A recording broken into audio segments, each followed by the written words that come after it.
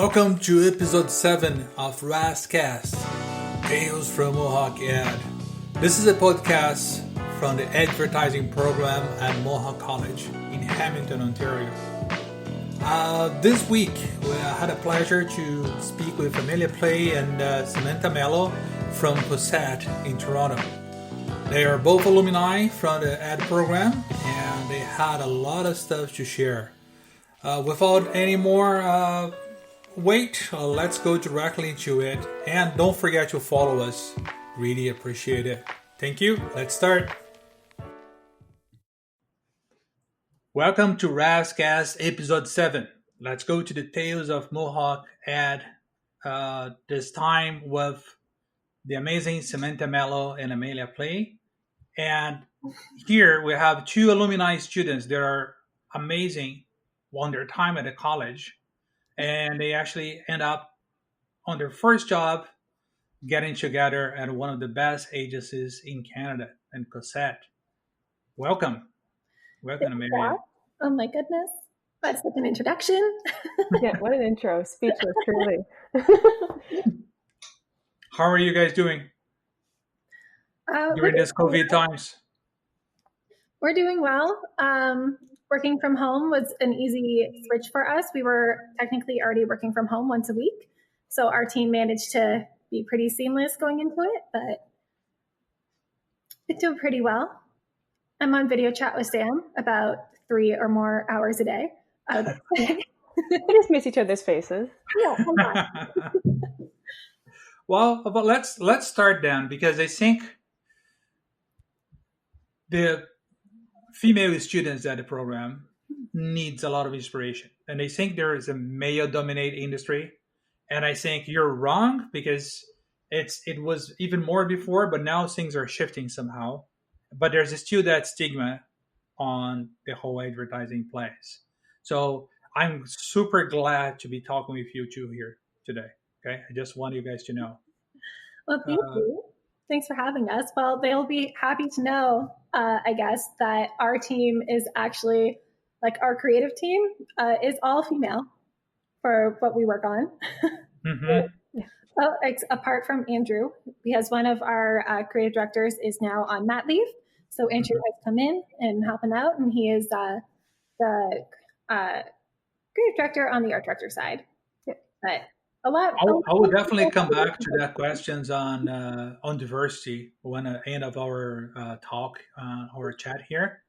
What I want to say now is, can you go through with me and the listeners, and especially the students who are listening, and from the advertising programs, not only from Mohawk, from other colleges too, what was the experience and getting your first internship that went into transforming into a job after?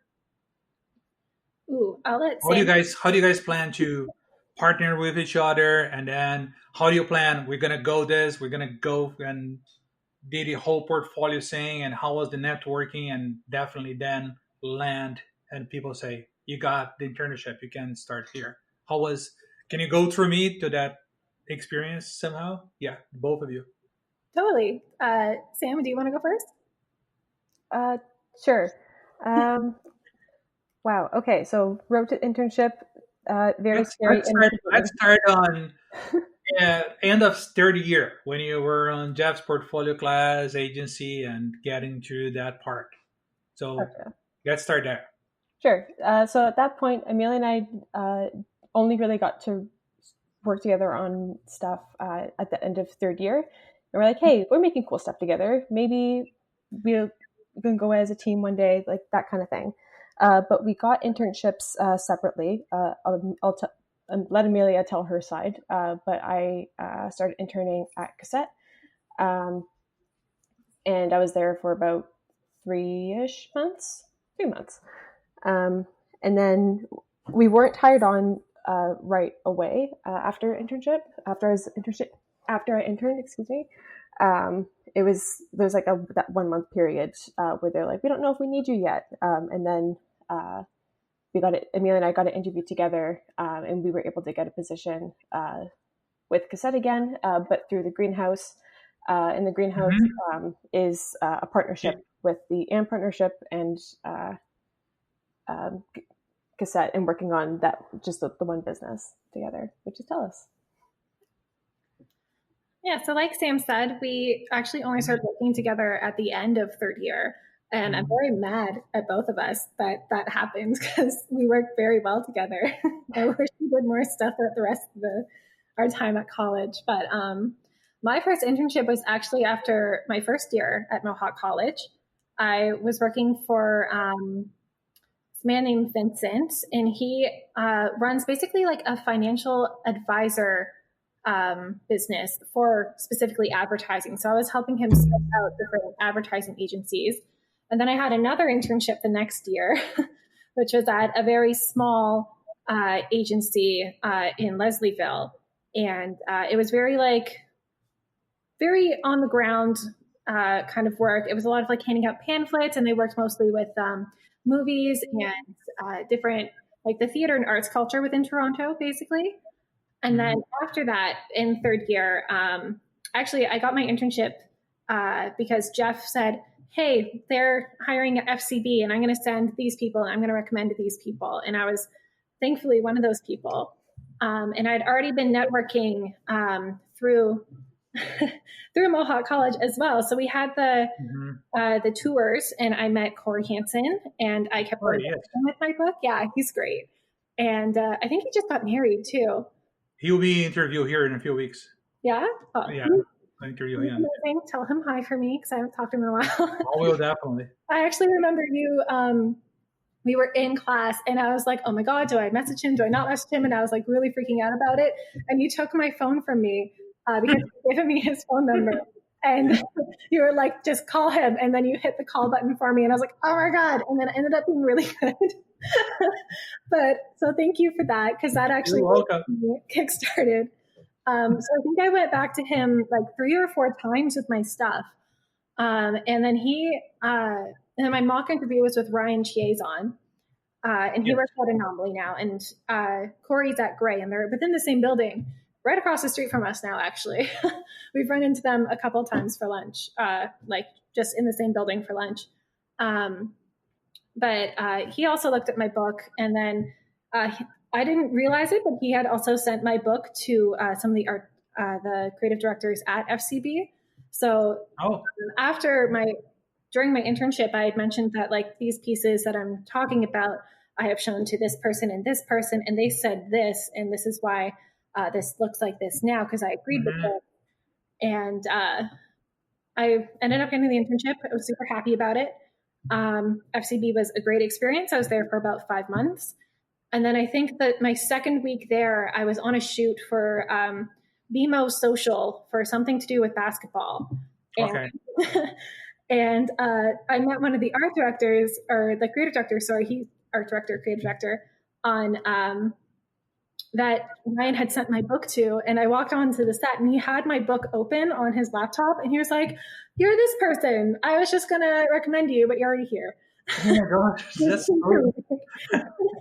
And at this time, I got hired without having a partner there, and they were going to hire a partner for me to work with during my time there. But that didn't actually happen until about 2.5 months. But FCB and Cassette are very close to each other. So Sam and I would sometimes start going to work together. We would meet every day, every Wednesday, and sometimes other days too. There was half price wine Wednesdays at a bar nearby. And we would work on our book together just in between. And we came up with some really nice stuff that I like, that I still like. It's still on the book right now. And that's basically it. We went from that, and then because Sam was so good at her internship at Cassette, we even sometimes, if I finished at mine first, I would meet her at Cassette, and they were lovely enough to let me hang out and finish some work up there, so Sam and I could go home together. And we met Ange, and through the connections we met there, we were able to get that internship. So thank you, Sam, for a job and being my work wife. And that's how I got started, and how Sam and I started working together. It just kind of meshed really well. And at the end of third year too, during that time, like I said, I started my internship early, so I didn't actually do our last semester of class in person. I was working full time at that point in Toronto. I remember Yeah. the remote class saying for you at a time. Yeah, it was a little rough, but we got through it. Thanks to you guys as well for being so accommodating for that too, because sometimes I would be like a little bit late with something, or I would have to send something in really early, or just all sorts of different hoops to jump through that everybody really helped me out with. So I really appreciated that too. So anything that you can feel that it was different from FCB to Cosette? So much. And of course, yeah, just tell the good things or the things that are, because you're, of course, you're not telling anything bad here on this. No, everything, they're both very positive experiences in different ways. So, because I didn't have a partner at first, it was a lot of me running around to different people being like, at the end of the day, do you need a hand with this? Do you need a hand with this? What can I help you with now? Or like, and same thing at the start of the day, I would start my day like that and I would end my day like that. And by the time I had a partner, his name was Terry. He was also really cool. He had worked at Grip previously. Sorry, Jerry, not Terry. And I think I was working on about 10 different brands at the same time and just doing little bits here and there wherever I could. I was doing radio consistently throughout those months for BMW. I was doing social for BMO. I was doing different print ads and a bunch of other stuff for just like so much. I think I did something for like Ontario. What is it called? Like Ontario Tourism too? Ontario Tourism, yes. I work. This is one of the clients I work at BBDO Toronto back in the day. Yeah, it was really cool. I ended up being like randomly they needed somebody to be in a case study video, so I was pretending to be an actor in a case study video and like all sorts of other things. And that is very different from our job at Cassette because and it was actually something that Sam and I talked about when we wanted to do and become juniors and stuff, is that we wanted to find something that focused a little bit more on one thing at a time, because I had to keep there was one client, I forget which client it was, but there was only one book for branding and it wasn't online. It wasn't like anything easy to access. It was a printed book and it would be kept on one account person's desk. And it had like all their all branding guidelines. And I would keep running back and forth to them and like trying to like copy it down. I would take pictures of it and all this different stuff. And it was very inconvenient at the time. But there was a little bit of an expectation or like just a little bit of communication barrier where it was like I was expected to already know these things, but I had just started on the brand like 2 days ago. So we really wanted to focus more on that. And that is definitely what we do now. So Sam and I are specifically the one-to-one team for TELUS at the Greenhouse, which, as Sam mentioned, is a partnership between Cassette and the AND partnership. Okay. So we very specifically only work on TELUS and only one-to-one things. We do once in a while get to work on some above-the-line things, like I think we've pitched billboards before, and like we've been on set to some commercials and stuff like that. But we mainly work with email, MMS, social, DMs, things like that. So we very much know the brand now. Yeah, anything that talks to the customer directly, that's personalized just for them. That's what we do. It's a hard thing to do. It's not. It can get tricky sometimes, even though you're doing. We know about them. Okay, so come back to that moment. It's like to Sam now and then to Amelia. How was that first project that you did, that you saw it run on the street or published online or printed? Which was your first project that you actually become tangible, that materialized in itself? Oh my God, I did this and it's running. Yeah. Oh, first of all, you find every little mistake that you wish you would do differently when it goes live. It's like, oh shit, I should have just like nudged that text over a little bit more. But that's just me being very self-conscious and very critical of myself. But there was one project that Amelia and I did for the Refer a Friend program, again, for TELUS. And we got to run a stories or reel, what have you, on on there, and it just like it came up just in my sponsored stories. I'm like, oh my god, Amelia, look! And then I like screen recorded it and showed him like, this went live. Like, holy shit! Because we don't get to see a lot of our work day to day because 1-to-1 it's emails, and I mean everyone that would be listening knows that they get emails daily, so that work happens daily, and we don't get to like see it all come in our inboxes. So seeing the stories for that program was really cool because it was also really fun to work on, because you got to work on with the studio team also to really make it our own and like our vision. So yeah, pretty rad. Yeah. How about you, Amelia? Was the same experience? Yeah, that was our first one together. That was like really, yeah. Sorry, having to go through and being like picking out like different. The critter for that one was a fish, and like picking out all the different sounds and stuff that go with it, and all that thing, and like seeing it in person was really cool. And I could send it to my mom. My mom sends, anytime she sees anything tell us, she'll screenshot it and or like take a picture of it and be like, "Was this you?" And I'm like, "Well, I did A, B, and C," kind of thing. It was really cute. But I did have one other thing when I was an intern. Like I said, I did some radio, and this was really weird because I interned there a couple years ago. Like it was in 2018, and they reused the ad that I did this past winter. I heard it on the radio, and I was like, "Wait a second, I wrote that." It was really weird. They just changed the legal at the end of the offer, so that was really cool to hear. My fiance was in the car with me, and I was like, "You need to calm down, because like listen to this. I did this," but I couldn't like skip it because it was the radio. Mm-hmm. Yeah, that was really cool.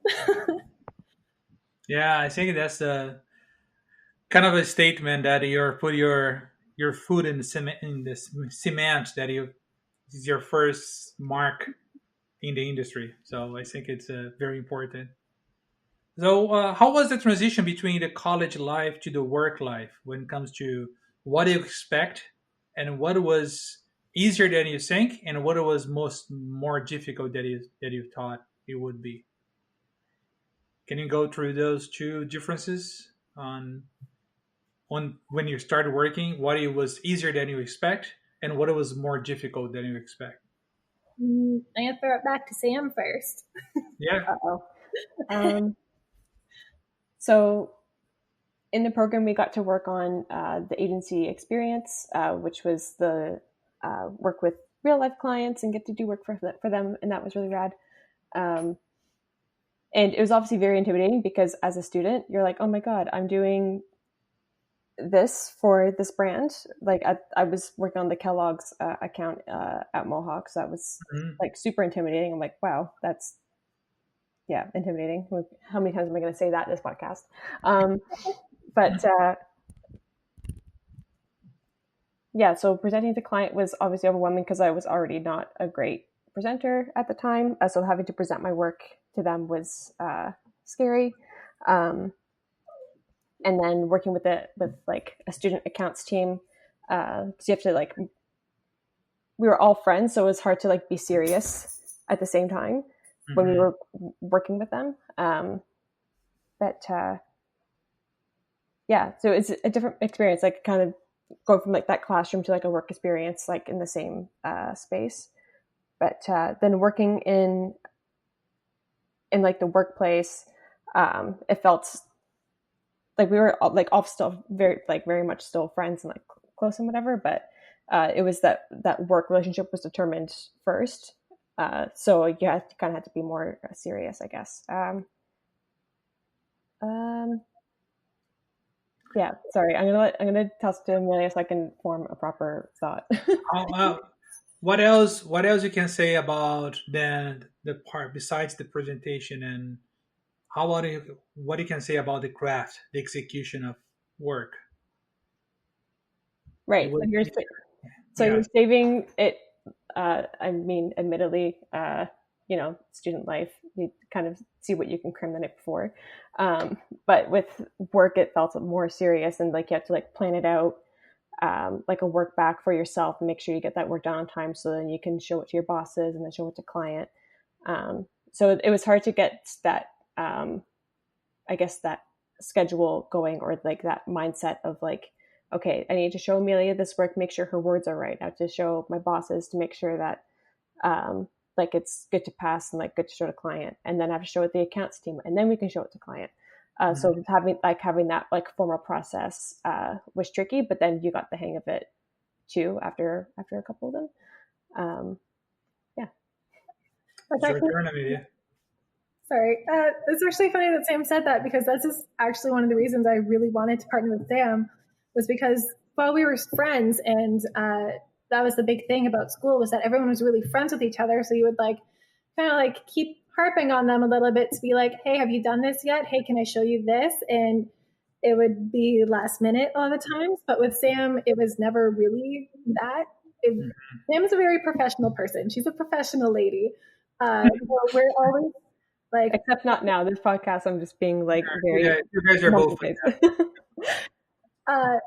99% of the time, we are always early. Like, we had a client presentation today. We had the entire deck and everything else done, like basically the day before and stuff like that. Like, we always try to be on top of things. And that's really a big reason why I wanted to partner with Sam, because she's just that wonderful.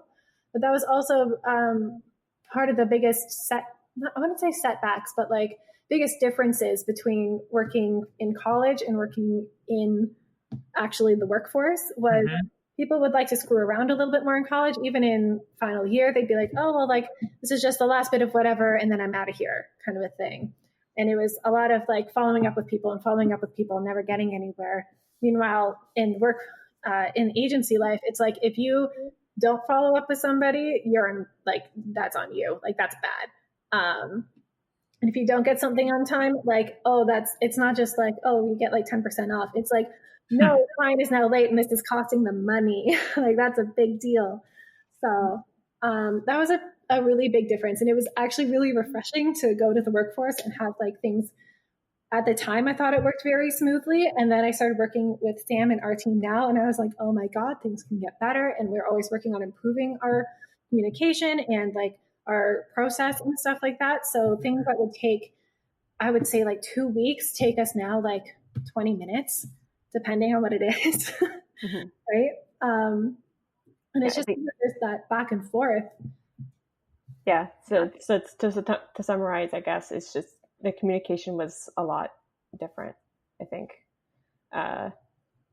between the two. Because yes, like to Amelia's point, like, yeah, it's not losing 10% off. It's like losing time on a deadline. And yeah.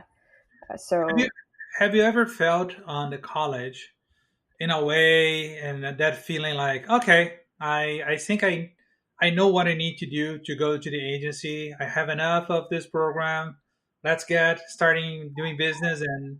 But then you realize that I need to learn much more, because I think it's your first years. It's like you're working, we're doing a post-grad at the same time. It's so much that you learn in just a few weeks, isn't it? It's just a few months on the job. 100%. Yeah. I remember during that month when I was still full-time student and full-time intern, I had a stress moment in an Uber to like something. It was some radio thing. And I was working on homework in the Uber, being like, we have this time, and I'll talk to you while I finish this. And his name was Zach, and he said he was a copywriter, and he was a wonderful person. He actually helped me out a lot too. But he said straight up, he's like, you're already in the industry. Why are you doing schoolwork? And I was like, well, it's important to me. Like, it was really important to me to finish doing that schoolwork and to finish having that degree and everything. It was really important to me. And I think it actually did help me as well. Even though I was already 1 foot in, I still had so much more to learn. I think like 2 months into it, creative director Jeremiah McNamara, he would check in on me periodically. He was the person that basically hired me, I think. He was in our interview and stuff. And he would check in on me like just periodically. And he said, how are you doing? Because like it's basically like a whole other semester of school, right, that you're doing right now. And I'm like, yeah, it's literally just, if you think of the internship as both work and school at the same time, where like you're still learning, you're never going to stop learning. There are so many things that I didn't like, even though we had agency experience, and that is very similar to the process that we go through, actually going through it and finding out all the like different, people call different things, where it's like, like we call it a SMIM, the single most important message, but it's called something else elsewhere. And like just like little terms and stuff like that. And I remember one time we were supposed to have a meeting in a room. And I went to the room and I didn't realize nobody else was physically going to be there. And I didn't know how to work the phone yet because it was like my second week of an internship. I didn't know how to work the phone to like dial into a meeting and stuff like that. And I completely missed this meeting because I was waiting for people to come there and it was like nothing. Yeah. So just like a lot of different processes and like little things you have to learn as you go. But yeah, for sure. You never stop learning. And it was a big change to go from school to that. Yeah. Definitely like the change from also like everybody being like your best friend and being like really comfortable where you are and just like sitting on the beanbag chairs in the agency, like being like, yeah, this is cool. We're doing whatever. I'm going to like talk to you about some really random crazy thing and maybe it'll be an ad. So trying to do that while swapping desks around. I didn't have a desk for a while, actually. I just remembered that. I started with a desk and then suddenly I didn't have a desk and I was working in a boardroom with Pierrick. Do you remember Pierrick? I think he was also a grad. Yeah, he's a sweetheart. Super nice guy. Yeah, we interned at the same time there. And we shared like a boardroom table as a desk for a while. And then suddenly my desk was in front of like the VP. It was really weird.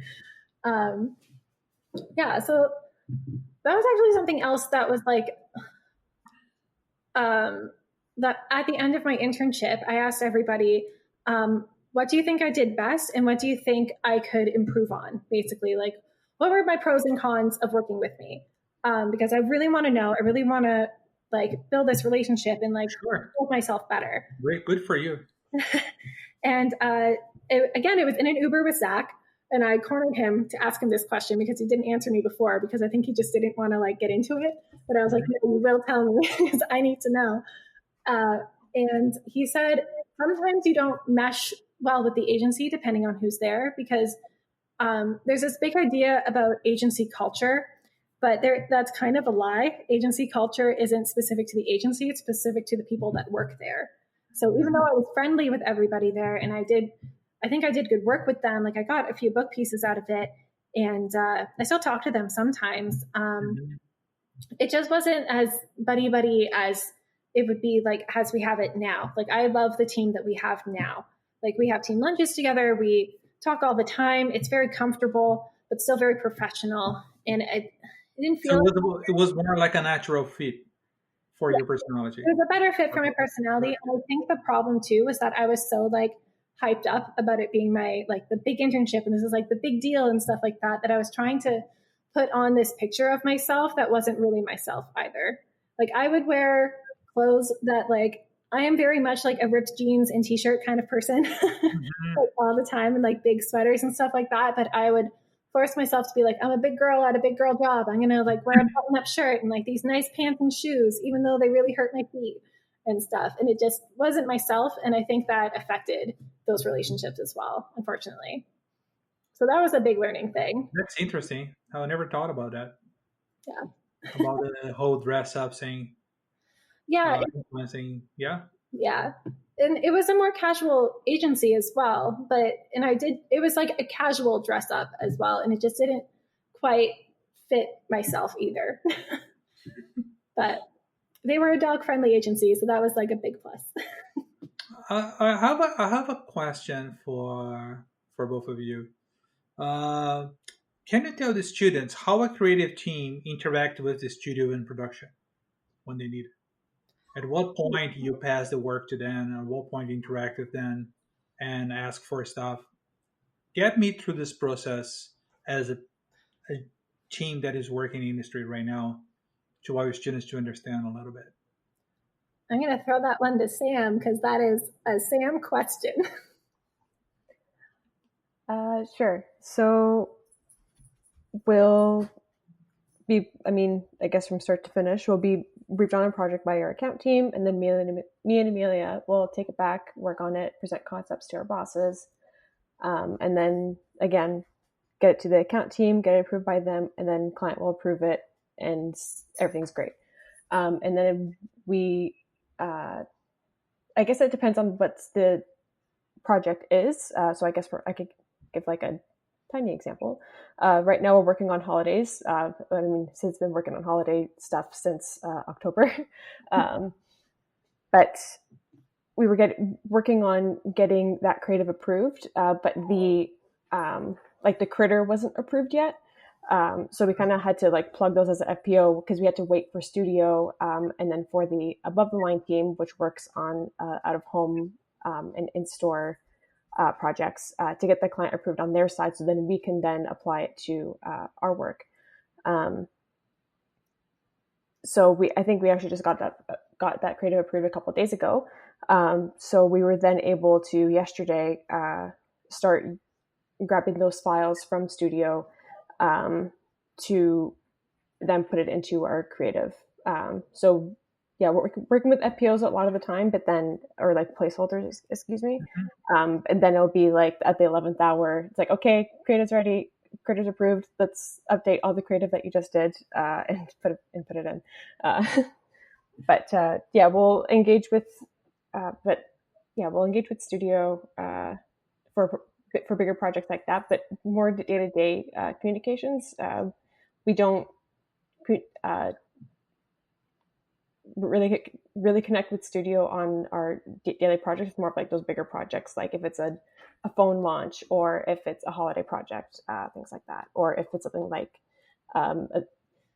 a master brand program that's really big, just so we can get all of our, I mean, no pun intended, to get all of our ducks in a row, and make sure that all the teams are aligned with a particular creative, like a holiday campaign or something like that. I think that's what made the campaign that we talked about previously, the Refer a Friend one, a little bit more special to us, was because we got to work hand in hand with studio, animating fish and different things like that, and like having those rounds with them. It wasn't just like, oh, we got something and that's cool, that's what we work with, because that is a lot of what it is like for working with this brand. Is we work within a set of assets and we have to keep making these same assets new again. We have to keep reimagining them in a new way, which can be difficult, but it's also pretty fun to do. But it's also within that too, we also have to work within, let's say, Apple guidelines. So like they have certain spacing rules, they have certain written rules as well for language, and same with. I can imagine that. Yeah, so it's a lot of like different hoops to go through to get to the final product. So sometimes we'll have to wait on Apple and like them to send us an asset, or one of the other brands to send us an asset as well. So we work with sort of like what Sam said, like an FPL image, basically like a fake image. This is what it's going to be, but it might be a little bit different than this. It'll be more high res. It'll be a little bit nicer. And then we pair it with assets from specifically TELUS as well. And it can be a lot of steps. There's a lot of steps involved. Yeah, a lot of eyes on everything. Yeah, it's not very often that we get to like work on something that Amelia and I would have to directly work with studio on. I think that there's like some special exceptions where at that point, when we get the creative approved by our team and our client, I would then have to make like a storyboard of like, and like some thought starters of like what each frame will look like, any music that we were thinking of, how something's going to animate. We would make those notes, and then we would then brief studio on it to say, hey, this is like our ideal situation. This is what we kind of want to look like. This is our vision. And then they'll take it back, give us a timeline, and then they'll send it to us to review it, make sure everything's kosher, good to go, and like all of our dreams have come true. And then if there's anything that we need fixing, we'll give them like minor notes, like timestamps and things like that. Like, hey, we wish the critter was looking up at 3 seconds or something. I don't know. That's a silly direction, but you know what I mean? Just give them like some tiny notes, and then they make it even more perfect, and then it's all done. Yeah. Talking about doing great things and client improving stuff, how was the development of presentation skills when you have to present to clients and that kind of stuff? At what point you guys step up and have to present the concept? Can you go through that idea to me and how it works with you guys? I think that depends on the client and just timing for us specifically. We always try to present to client whenever we can, but just due to the nature and the volume of our work, we often just have to do we send a presentation to them. So it's just a Google deck or something. But when we do get to present to them, it's super fun. Like I think I mentioned that we had one today. And it was really fun. Our client's name is Jess. She's sweet. It's always fun to present to her. She's always really fun. She laughs at my lines, which I like. She laughs at all my jokes. But yeah, I think. Can you repeat the question? Sorry, I got No problem. I will cut that part. What I want to say is this: how it was the progression of you guys on the presentation skills from when you were at the college, and now that you have to deal with real clients, account people, and have your role during the presentation. So how was that development that you have to grow up, and how important it is to mature that kind of a skill when you work in creative? Very important, like 12 out of 10 important. I remember as an intern, one of the accounts people actually pulled me aside after my first presentation. And she was like, we need to work on your presentation skills, because I would kind of stutter and I would not say everything that I had written down to say. And we would present in person in front of the client and also on the screen. It was a lot when you're just coming out of college and stuff like that, to be like, oh my God, there's a lot happening.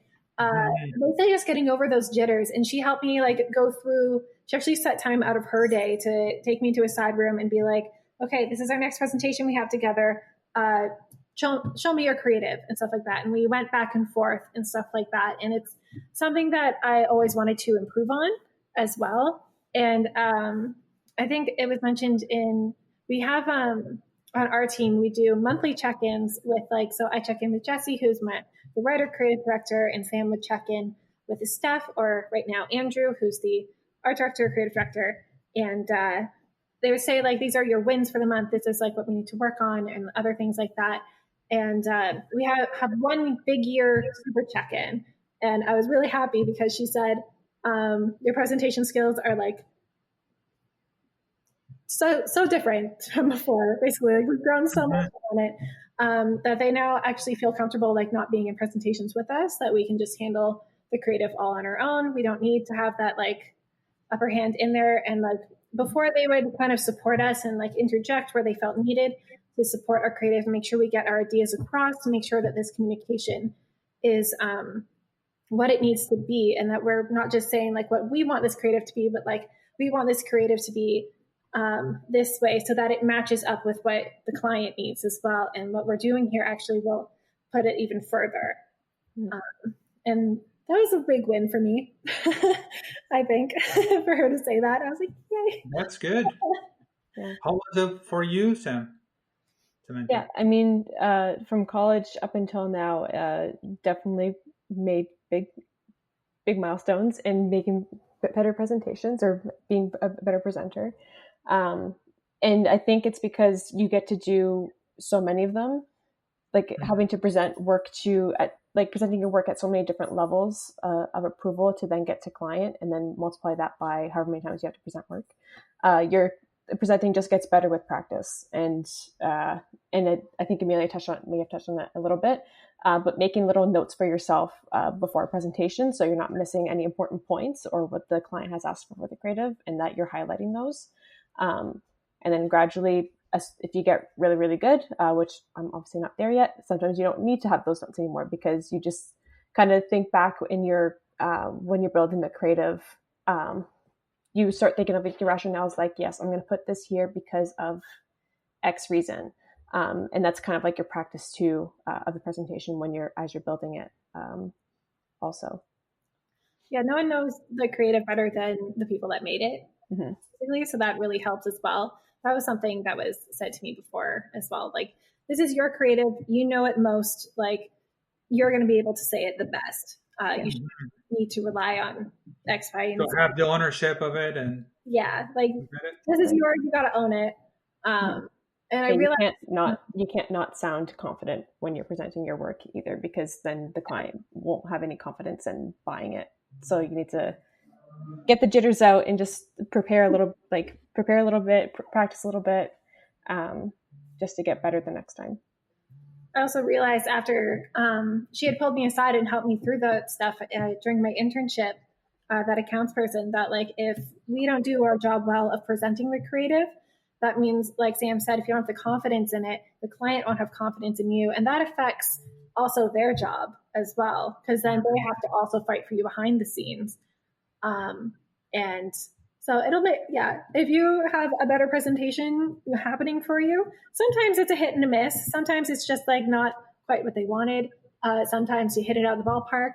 But either way, the accounts people also have to deal with it afterwards. So, yeah, do your best.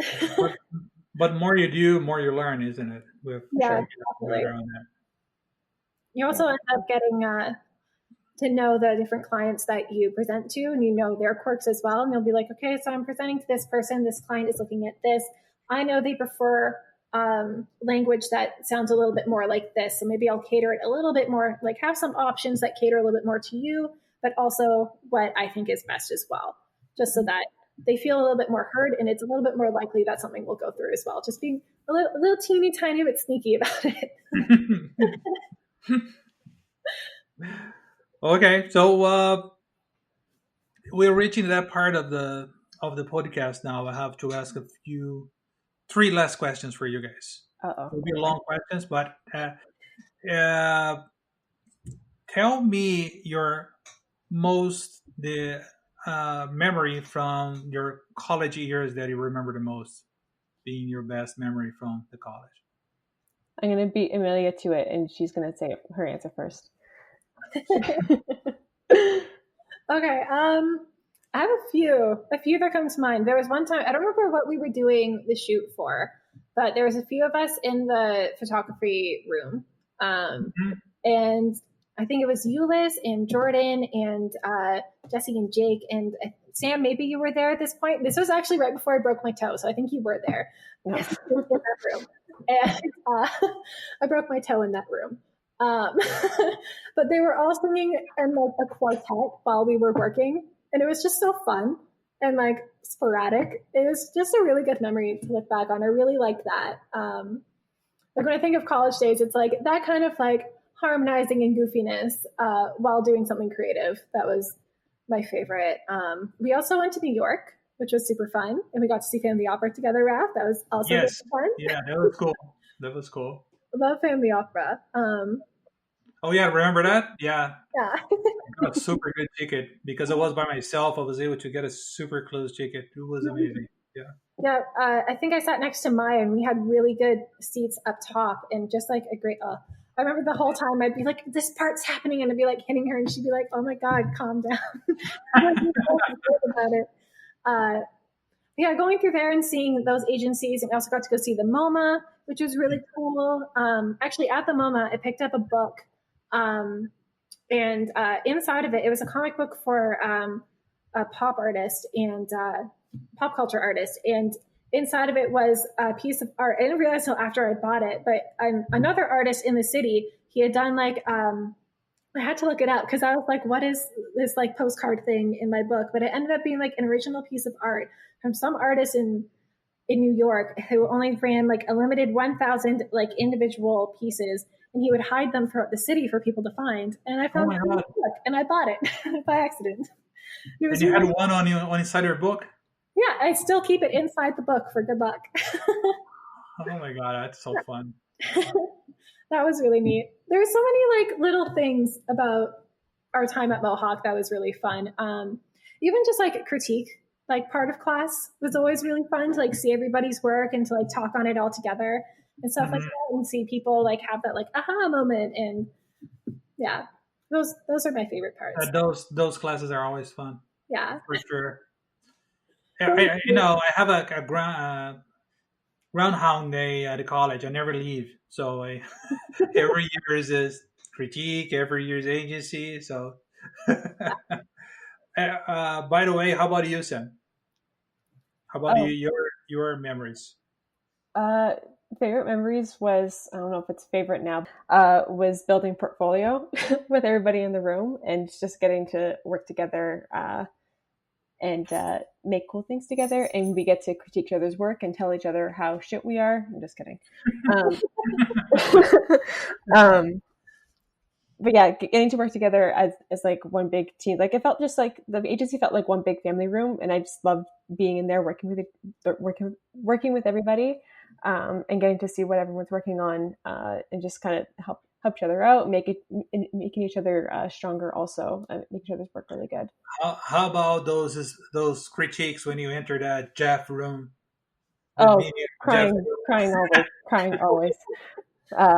Definitely cried more than once in that office. And I remember him, I don't know what it was, or what the nature of the meeting was, but I remember Jeff just handing me like a box of tissues. So, signature move, Jeff, tissue boxes. His have his best intentions, trust me. Oh yeah, presentations, yeah. I think I made Jeff feel really awkward because there's a few times where we would kind of like, after we would talk about a piece or something like that, he would ask about like inspiration, like other stuff like that. And I was just brutally honest about where things came from. And at the time, there were some rough things happening with my family. So I'd be like, this, or like this, like life-changing thing happened. And that made me think about this. And he'd be like, okay. And I felt really bad about it afterward. And now it's like really awkward. But so a little bit of the opposite of Sam, where she was like, like, I don't know. I think I made him feel awkward instead, but it was always a learning moment. And it actually helps like talking through that process as well. It was a big deal and a big.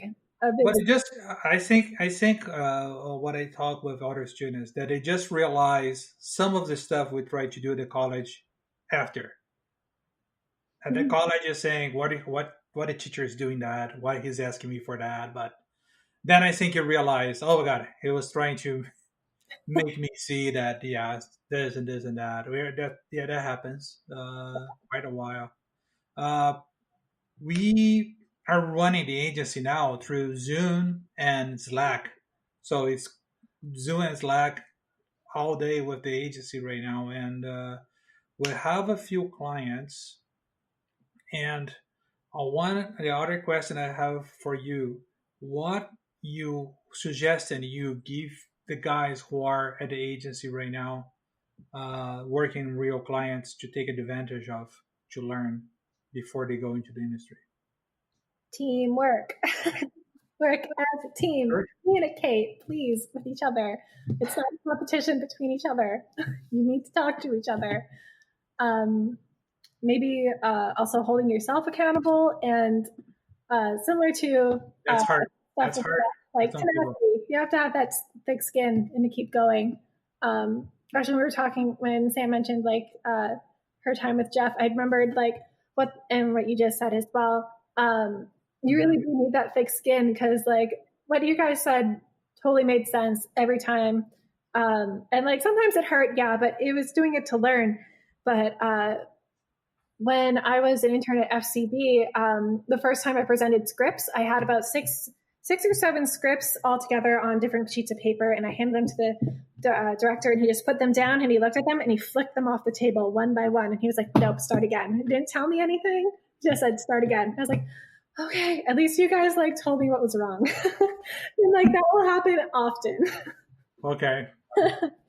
So yeah. So it's not. So it's just part of the business. So it's part of the business, yeah. At this stage now, then so two questions now. That was one that extended to other ones, but I know that you guys probably saw some books from juniors, from people in other colleges and other places, and people coming to you and you do a bit of a review and everything. So what you guys are seeing are the common mistakes that people do on their book, and during their conversation with other people and through their portfolios. So I want you guys to do a mini review of what experience you guys have right now when going through books of students. from students? From the ones that we've interviewed in person, not really interviewed, sorry, that we've like looked at in person, I would say they were very nervous, which I get. I would always try to keep it like very casual. Like we have a room in the back of our agency that's like couches and stuff like that. And I'd be like, here's a snack. Like so, at the time, some days I had Mr. Waffles with me, who's my Chihuahua, and I'd be like, do you want to hold on to Mr. Waffles while you talk to him? Like, it's all cool. But yeah, having confidence in your work, again, which was something we had just talked about with the presentation, that was a big deal because no one knows your work better than you do. And if you start off by saying like, I think this idea is crap, but, and then you're like, well, if you think it's crap, why are you showing it to me? Right? Like maybe we can like polish it, but if you think it's crap at the end of the day, then maybe you shouldn't show it. But I realize that's also like a nervous reflex to say something like that about yourself, but you're trying to pitch your work. Like if you're showing your work to somebody, even in a casual setting, I would like to pretend that like you're pitching it to a client. Like what would a client want to hear from this? And I think that's the best way to go about it. But that was definitely something that I've noticed specifically. I also randomly had, Sam might remember this, a couple months ago, someone messaged me on LinkedIn saying that like, hey, like I want to get into the industry. What should I do? Because he saw that I was an alumni of U of T as well, and I was an English major. And he graduated, and he was like, I want to get into the industry. I want to be an ad and stuff like that. And he didn't know what a book was. He thought I was talking about a full-length novel. And, okay. So like you get like a lot of different levels of students coming to you as well. So I tried to help him as best I could, told him what a book is and how to get started looking at some different ads and stuff. But definitely that was an issue for that boy, unfortunately. But yeah, definitely confidence and communication of your work, basically. How about you, Sam? Yeah, kind of echoing what Amelia is saying. You know your work better than anybody else, so present it that way. Present it. You're the professional on that idea or that campaign that you're showing me. So sell it to me, kind of thing. So it's a fair statement to say that a mediocre idea, well presented, will win points with you guys. I mean, yeah, because even it depends. Like that means that person's really confident and they're going for it and they really believe in that. And I feel like if they have that going for them, then the ideas like will get there. If it's a mediocre idea, then we can build from that because they already like that idea. We can build from that. But there are like, if the idea is really bad, then we're gonna like, maybe not. I remember talking to Corey once, and he was saying that he was getting books from some other college students, and they weren't actually ads; they was just like Word docs. At one point, what? Like Word docs of just like this is a headline and that's it. And it was just like pages of headlines. But there's also another thing, especially because of what for our job specifically, we're so focused on one brand because that's what we do. We work on one brand, is that we find branding specifically is an issue for students as well because they don't know everything about this brand yet. But someone from Mohawk came to me a while ago, I think in the spring, no, a little earlier in the spring, maybe last year, because it was before pandemic. Pre-pandemic, a student came to me and they had an ad for McDonald's on there. And they were trying to pitch this McDonald's ad as being healthy. And that was like a key word in their language. And I was like, you can't say that. Like, no one, you definitely can't say that. That's going to be like a legal issue. But the idea was actually really good. They had, I don't remember their name. They were so cute though. But it was, maybe you know them, Raf. It was a McDonald's ad and they wanted to put these windshield things over the windshield and a map to the closest McDonald's for like something to do with like egg McMuffins. And like it was for Jeff. Sorry? It was for Jeff, I think. For Jeff? Okay. Yeah, it was for Jeff Glass. It was a good idea. I really liked it. It was just they tried to pitch it as something that was healthy and it didn't really mesh with that brand. So just trying to like align with those brands as well and like know the brand voice and the tone. Just do as much research as I actually found out that a lot of brand guidelines, even if they're outdated, are online and you can like look Yes. them up. And so that would really help, I think, because that's just one of those other little things that Try to follow at least the basics of Yeah. the brand guideline. Yeah, Okay. like don't stretch the logo. I've seen that a couple times too. It's cute. Hold, Oh God. hold shift, guys. Yeah. Hold shift. But kind of to extend off of what Amelia is saying, like, yeah, you can sell a really great idea if you present it really well. But I think if it's a really good idea, you could extend it to other mediums also. So if there's like a really solid brand and like a solid brand insight, and you've built that across like social, out of home, a print, but not too many prints. But if you can extend that idea to more than 3 mediums, then it's probably a pretty solid idea. So don't stop at just like a handful executions because Raf told you to. Do it because it's a cool idea and you want to see how far you can take it. That's amazing advice. So. Good. I said it without stuttering. Thank you. Oh, how about what do you like to see the most? What kind of piece of work on besides the way they presented? What kind of so that's the saying when they have one idea that are extended to other that can be expanded to other medias. That's those are definitely the golden ones. Those are the ones that I'm like, what's next? Like, what else do you have in here? Like, where can this go? Those are fun. Trying to think of like, honestly, just the most surprising ones. Some of them like really hit you out of nowhere. Of like, wow, I would never think about that, but that's so cool. Ones that have also, because I'm a writer, probably, I like really clever headlines. Jeff is going to hate me. I love puns. And a lot of my work right now, just because of the brand, is puns. Yeah, I just sent a video, 2 videos of food puns to Jeff 2 days ago. You must be so Everything they say, Raf, U.S. elections are enough for me right now. Don't punish me. Oh my God. Okay. So you like puns and I like puns. I know like it's considered like lowbrow, but it depends on the brand as well. Because for us, our brand is supposed to be charming and friendly and like common language and stuff like that. And that works. Sometimes you can work a pun in there that just works well and it goes. But I like seeing that for other, like if it was, let's say if it was a sports brand or something like Adidas and there was a pun in there, I'd be like, that doesn't really work there. Or like just matching up again with the brand tone. But if it's like really clever and it goes somewhere with that brand, then yes, I want to see that. That's really cool. If someone nails the branding, basically, I'm like, yes, chef's kiss. This is the best. just explaining to people who don't know our program, we have a copywriter professor, great friend, great professor, Jeff Petrossi, and his number one enemy are puns. So he just hate when the students do it, and he's trying to do something different. But I really appreciate Amelia to try to push it our way. So because I like puns too. Just accept So, them.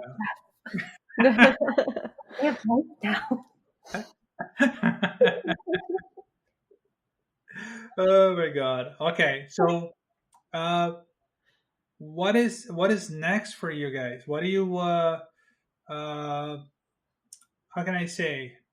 Is there something that you want to say to? That's the part when the last question comes in. What do you want to say to the female students at the college, to the girls who are on the program, on other advertising programs in Canada or all over the world? So, what kind of things you want them to do to change things, especially in these times when we have a lot of issues happening socially, with diversity and everything, and the chaotic world that we live under COVID right now. what they can make to make their life easier to go into the industry. Make their life easier. I would say maybe not to focus on your gender that much. Like, always be aware of your surroundings, of course. That's just like number one safety rule as a female in general, especially downtown. But if they want to work downtown Toronto, of course. But I personally haven't really come across any issues regarding my gender. Like I said, our team, like when we started, is mainly female. At FCB, they were actually, I think, 60% female at the time. There was like female ECD up there. A lot of empowerment of that. And actually, like a lot of our work is revolved around being like making sure that we are diverse. Like things can't look too white. Like don't whitewash anything. Make sure that there's fair representation and stuff as well. That's great. There are occasions that for our brand that we actually do use people and not animals like a lion. But yeah, I have heard stories, of course, and actually during my my search for an internship and a position afterwards, I had an interview at I'm not going to say the agency, at a very high-end agency. Of course. At a very high-end agency, and it was great. And the person I interviewed with was in ECD as well. And he was amazing.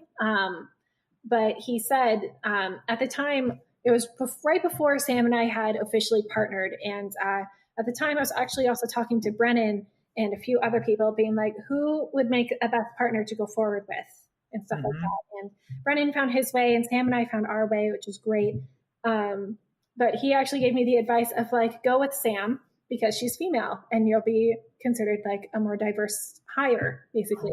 Oh, and we didn't actually go together because of that reason. We came together because of our professional, like our work meshed well together and our personalities more like go well together. Like Sam, she's my work wife, but she's also one of my best friends. Like she's in my bridal party and all sorts of stuff. Like she's in my social bubble. I have 10 people and she's one of them. But that was a very interesting thing. And I remember hearing like stories about in the back room of a radio shoot or a radio ad that we were recording, there was some gossip happening about things happening at another agency where this person got promoted because of this reason, because they're seeing this person that's higher up and like they got out of this situation and moved to this agency because of that kind of a thing. And again, not saying names or places. No, don't say names. But yeah, it still happen. It's very outdated for it to happen. And if it ever comes to light, I'm sure like, holy hell, HR is going to come down on you so hard. But but advice wise, I would say just like, don't focus think about it. Yeah, don't think about it. It's like 99% of everybody that I've interacted with and like have heard about have all been like super great, super pro diversity. I remember there was a town hall meeting, which is basically like a huge agency meeting for cassette that happens once a quarter. And there was a set, it was for some commercial that was happening and they had done casting and they came back and said, oh, this cast is like really white. Like we need to like be more diverse here. Like this was handled previously. And then the casting director said something that was like, oh, well, diversity wasn't in the brief. And Peter Ignazi stood up and made it very clear to everybody ever, holy crap, diversity is always going to be in the brief, no matter where you are or what you're working on. Like, it's always going to be in the brief. And like, you got to speak for that, of course. That's a great statement. Yeah. To say in the front of the whole agency. So, I agree. And I think this is the kind of message that our students need to hear, that they can go and without fear and try to get their foot in the door and hear directly from you guys. That's what will inspire them for sure. What they can do to contact you guys and to if they need book reviews, that kind of stuff. You can find me on LinkedIn. You can What's the best way to find you guys? Amelia Pley. Yeah, honestly, you can Google my name. I am the only me on the internet. Amelia Pley on the internet, so I'm very easy to find. You can add me on Facebook. You can add me on Instagram. I would most like if it's to look at your book, I'll most likely get to you more professionally through LinkedIn, because I get a message on LinkedIn. I'm like, oh, something's happening, or like someone really wants to talk to me about something. If it's on Instagram or Facebook, then I'll be a little bit more casual. But sure. Reach out anytime. I love looking at books. I love talking to people. Yeah, Amelia is usually quick with the book reviews than I am. It takes me a couple business days to get to my LinkedIn and respond to you. But anywhere you can find me on the internet is probably your best bet. Facebook, Instagram, LinkedIn, Samantha Melo with 1 E, 1 L, no W's. Get that spelling mistake a lot. But always happy to, it may take us a while just because of how our days are, but we're always happy to have a student book come in our inbox and review it. Sam, I forget to hear your side of the story with the last question about Sorry, refresh my memory on the question. Just so I can. The question was about the diversity and what advice you give to the female students at the college, the girls at the college, to not have fear to come to what is the perception of a male-dominated industry. I don't believe in that, but I'm just saying that the kids have that perception, yes. For sure. I kind of made fun of it in the beginning, where we're kind of like making fun of each other's work to make ourselves stronger. But I think supporting, just support each other and not put anybody down, and always just be friendly, be nice. Like, we're all like, it's a bit of a competition because everyone wants that really good looking internship, but don't put each other down and burn those bridges and not be nice in the process. I guess would be my answer. For sure. Teamwork always, even if you are competing against each other, you can still be a team. But definitely don't think that you're not going to get the job because you look a certain way or anything like that. Of course, go to an interview looking a little bit professional. Make sure you shower. I definitely don't think gender will have a lot to do with it. We have teams that are creative teams that are male, female, both, non-binary, all that sort of thing.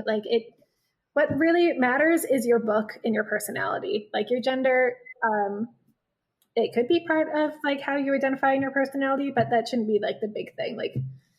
They're not going to care really about that. They'll respect you, of course, and they'll call you by whatever pronoun you prefer to be called by.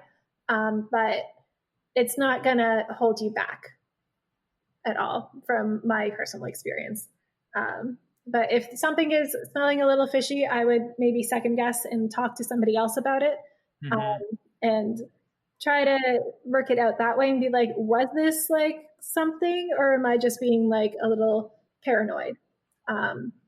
But don't put it at the forefront of your mind. It's the only thing people are going to care about in an interview or trying to look at your book is your book and your personality. Will you mesh well with our agency? Do you align with, do we think we can hang out with you while we talk about this creative? That's what it really comes down to. Mm-hmm. Be yourself. Well, be your truest self. Yeah. Be yourself. In the end, be yourself. Yeah, exactly. I think it works all the time, but it's a few people have that kind of a difficult to be themselves. They think they need to be that persona to have the job, and sometimes you just need to be who they are. Yeah, totally. The thing happens a lot too. They try too hard times. Mm-hmm. That was my issue as well. My internship was I was being myself, but I was being the self that I thought I was supposed to be, and I wasn't actually authentically myself. So it was still me, but it was extra me, and it didn't mesh well. And it ended up really catching up with me, and I burnt out by the end a little bit. So it's not worth doing that. Good advice. Okay, so we went here to the end of episode 7 of Rafscast, Tales from Mohawk Ad. I hope you guys follow and subscribe us. And I want to say extra thanks to Sam and Amelia to be such wonderful sharing their time to give advice to our students. Thank you. Having us, Raf. Great. Thanks, Raf. So nice to hear from you and see you. See you next time, guys. See ya.